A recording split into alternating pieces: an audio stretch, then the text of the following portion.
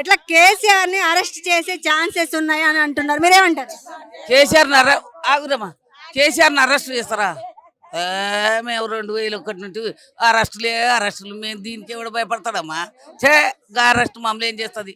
ఏం చేయదు, మేమేం భయపడం. మేము కేసీఆర్ని అరెస్ట్ చేస్తే ఏడికి పట్టుకుపోతారంట? రేవంత్ రెడ్డి ఇంట్లో పెట్టుకుంటాడా?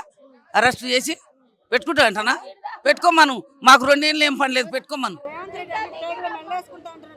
కేసీఆర్ గారిని పండుకున్నోని లేపుతున్నా నాన్న. 2 సంవత్సరాలు అయింది మా కేసీఆర్ బయటికి వెళ్ళగాని ఒకటే రెచ్చగొడుతుండు. మేమేం భయపడే అవసరం లేదు.